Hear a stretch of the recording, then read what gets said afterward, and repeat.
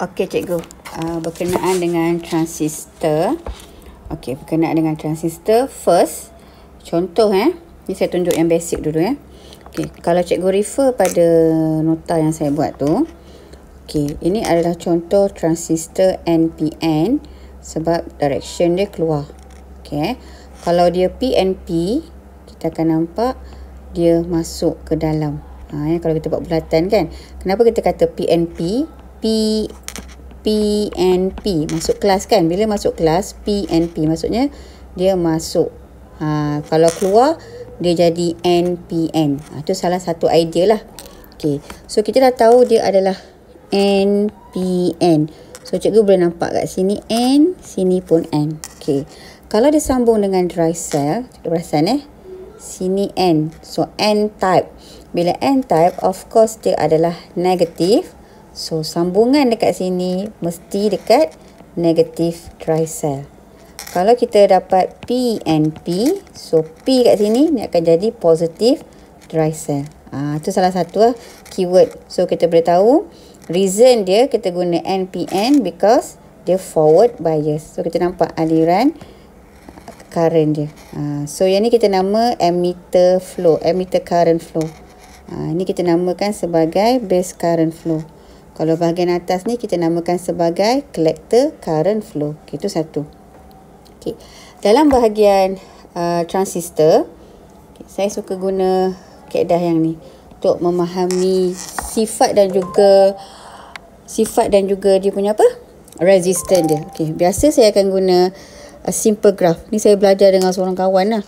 Masa mula-mula mengajar dulu. Sebab dulu bab ni memang quite difficult jugalah waktu kita nak explain dengan pelajar. Ini saya buat karakteristik. Okay, so ini merujuk kepada resistance. Okay, bila refer kepada karakteristik, first, bentuk graf dia adalah inversely. Dia berkadar songsang. Okay, so pada kawasan sini, kita akan refer suhu increase, higher temperature, panas ataupun hot and siang. Okay, so kita dah faham dah bila kawasan sini resistance dia low. So of course bila higher temperature, cuaca panas, waktu siang, resistance dia akan jadi berkurang. Okay, bila kita refer pada kawasan sini yang menghala ke arah kanan, di sini kita akan buat low temperature, dia keadaan sejuk dan juga malam. So dah dapat idea dekat sini, maka resistance dia akan jadi bertambah. So kalau kita guna thermistor, okay, as a heat sensor, bila temperature bertambah, maka resistance thermistor akan jadi berkurang. Sebab kita dah faham kan kat sini. Nampak dia rendah. Okay. Contoh kalau kita guna LDR. Okay. Kalau time waktu siang, maka resistance LDR akan jadi berkurang. Kat sinilah. Kan siang. Kalau waktu malam, okay, maka resistance LDR akan jadi bertambah. Malam. Ke arah sana kan. Ni cara mudah nak ingat. Kadang-kadang kita confuse kat situ kan. So dapat bila graf ni kita lagi mudah lah. Okay, itu satu. Okay. Bila melibatkan soalan macam ni, okay, first saya selalu ajar pelajar yang pertama kaedah dia. Okay, bila dapat litar LDR ataupun thermistor. Point yang pertama kita comparekan dia punya potential divider. Okay, potential divider tu berada dekat mana? Okay, kalau cikgu refer balik dalam gambar rajah ni, sini adalah kawasan potential divider. Okay, that's why LDR ni kita biasa panggil variable resistor. Bila variable resistor, dia bergantung kepada apa yang berubah pada persekitaran. Tu pasal dia kata dependent. Dia bergantung. Kalau ada cahaya, apa jadi rintangan dia? So, rintangan dia tidak tetap. That's why dia kata dependent. Like dependent resistor. Dia bergantung. Okay, so ini biasanya resistor dia tetap. Dia tak akan berubah. Contoh, kalau rintangan dekat sini bertambah, dekat sini dia tetap. Katalah sini 10 k ohm. So kalau sini resistance dia bertambah, dia akan melebihi nilai 10 k ohm. Walaupun setakat 1 k. Dia macam tu. As long as dia lebih besar berbanding dengan nilai yang asal. Okay, itu asas. Okay, first kita compare potential divider. Okay, satu lagi, asas kepada sini, ini adalah fixed variable. Means dia akan limitkan base current yang mengalir pergi ke transistor. Transistor tak boleh current yang terlalu tinggi. Kalau tidak nanti transistor akan damage because dia adalah small component dalam electronic device. Okay. That's why nilai IB tu biasanya dalam microampere. Kalau collector current biasanya dalam milliampere. Jaranglah kita jumpa yang ampere lah. Kalau ampere nilai dia besar lah. 1 ampere, 2 ampere kan. Biasanya kalau 1 milliampere. Okay, yang ni dalam 2 microampere. Contoh. Dia kena, current dia kena kecil. That's why dinamakan RB ni sebagai fixed resistor to limit the base current. Reason dia to avoid the transistor from damage, broken, terbakar dan sebagainya. Okay, itu satu. Okay, bila kita dah compare potential divider, okay, point yang kedua, cikgu terus pergi pada kawasan base. Terus pergi pada kawasan base, kawasan tapak. Sebab transistor hanya akan berfungsi kita pada kawasan tapak sahaja. Ni, kita refer pada kawasan tapak. Itu saja. Yang lain tak payah fikir. Saya biasa ajar dengan pelajar. First compare. After that, tengok pada base. Macam mana nak lihat pada base? Okay. Bila kita lihat pada base, point yang pertama, kita akan refer resistance pada base tu. And kita akan refer voltage pada base. And kita akan refer base current. Sebab pada base ni lah yang akan menentukan either the transistor tu boleh on ataupun switch off. Okay. Point yang ketiga, kita refer pada transistor. Iaitu dia on or dia off. Point yang keempat, kita akan refer pada collector current. Collector current ni dia akan depends pada transistor. Kalau dia switch on, bermaksud collector current flow. Kalau dia switch off, collector current akan jadi tidak mengalir lah. Okay. So, bila dah dapat pada collector current, kita terus refer pada output. Output sama ada siren, kalau kita ada thermistor, ataupun bulb, lampu yang menyala. Kalau kita guna LDR. Okay, contoh macam mana kita nak baca dia punya konsep dia kan. Okay. First, kita compare variable dulu. Okay. Macam mana nak compare variable?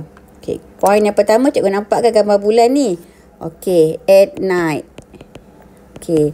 Bila dalam keadaan malam, okay, resistance LDR increase. Okay. Kita dah compare terus dah kat sini. Maksudnya dia higher than kawasan R tu. Okay. Bila resistance dia increase, kita terus pergi pada base je. Resistance R decrease, base voltage decrease, base current not flow. Dah dapat kawasan base. Terus pergi transistor. Transistor is switch off, collector current not flow, and bulb not light up. Itu saja. Dah dapat point. Okay, cikgu boleh insyaAllah. Okay, satu lagi. Okay, cikgu katakan pada waktu malam. Kenapa nak biarkan dia tak menyala pada waktu malam? Okay, good question. So, gambar rajah ni memang sengaja saya bagi macam ni. So, kita akan minta pelajar how to make sure the bulb light up at night. So, macam mana nak tentukan supaya bulb tu light up at night?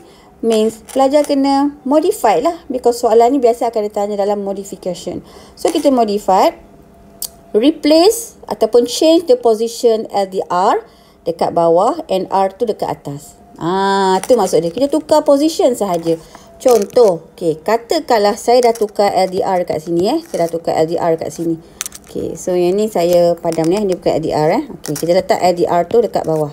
Okay, so bila kita buat soalan dia pada waktu malam, okay, at night, okay, resistance LDR increase. Okay, kita dah compare and terus pergi pada base. Okay, bila LDR resistance dia bertambah, Terus kita dapat base voltage increase, base current flow, and transistor is switched on, and IC flow and bulb light up. Itu cara dia. Dapat cikgu ya? Okey, itu contohlah. Okey. Kita refer pada soalan berkenaan dengan apa nama tu? Heat sensor. Okey, bila heat sensor. Okey, kita tengok macam mana dia berfungsi. Bila kita translate pada ayat ni. Okey, bila higher temperature ataupun bila dia detect a fire, okey, resistance thermistor decrease. Okey, kita dah compare dah. And terus pergi pada base. Resistance R increase, base voltage increase, base current flow. The transistor is switched on, collector current flow, and relay is activate, and last the alarm is on. Tu maksud dia. Kalau kita refer dia punya pergerakan current dia, okay, base current dah mengalir. Base current dia mengalir. Okay. So dekat sini kalau cikgu perhatikan, okay, aliran dia dekat sini. Okey, dekat sini dia akan mengalir. So dekat sini akan alami konsep elektromagnet. Okey, elektromagnet. Kalau kita recall balik, elektromagnet tu maksud dia apa? Temporary magnet when current flow through the conductor. Maksudnya konduktor ni akan jadi magnet sementara apabila arus mengalir. So dia become a magnet. Bila dah jadi magnet, so switch ni akan tertutup. Dia tarik. Because ni adalah bahan material yang bersifat magnet yang boleh attracted. So switch ni akan tertutup. So current mengalir. So alarm pun akan bunyi. Itu maksud dia. Konsep kepada sini. So kat sini bila kita terangkan kepada pelajar, the physics konsep kawasan sini adalah elektromagnet. Why relay is used? Because to activate the alarm or siren at higher voltage. Because alarm system memerlukan higher voltage untuk activate dia. Kalau setakat 6 volt dekat sini tak lepas. Itu satu. Biasanya keyword how to use a relay jika dimaklumkan dalam soalan sama ada alarm ataupun lampu will be operate when 90 volt or 240 volt power supply is used. Itu maksudnya. Mostly kalau kita perhatikan function relay ni pada sistem yang berat lah. Macam pintu automatik. Macam kita pergi shopping kompleks kan. Bila kita berdiri dekat pintu dia, dia terbuka. Itu salah satu. Escalator, lift dan sebagainya. Okay, mostly kita akan guna transistor jenis PNP untuk heavy use. NPN biasanya kita akan guna untuk switch sahaja. So ni untuk control the switch means dia menggunakan setakat tenaga yang kecil sahajalah kan. Maksudnya tak adalah besar sangat kalau alarm system ni setakat 90 volt je kan. Biasanya untuk switch kita akan guna NPN. Kalau higher heavy use kita akan guna PNP. So hopefully penerangan saya ni dapat membantu cikgu lah. So daripada graf ni, and the most important, the key how to answer the question about the LDR lah. First compare the potential difference, terus pergi pada base and tengok pada transistor and IC. Sebab transistor will be operate only kawasan base tu current dia mengalir. Kalau pelajar tanya, cikgu kenapa kita tak guna V equal to IR? Because kalau resistance bertambah, mestilah current dia berkurang kan? Okay, ini untuk Ohm's law. Tapi untuk transistor, dia punya sistem dia memang macam tu. Setelah tanya kawan saya lah, mentor saya. Kenapa kena macam tu kan? Dah memang sifat transistor, dia kena resistance bertambah, V base dia bertambah, baru adalah base current dia mengalir. Memang sifat dia macam tu. Tapi kalau nak mengira current yang mengalir dan sebagainya, kita akan berbalik kepada Ohm's law. Tapi akan dapat nilai yang mematuhi hukum juga. Okey, itu saja cikgu ya. Okey, terima kasih.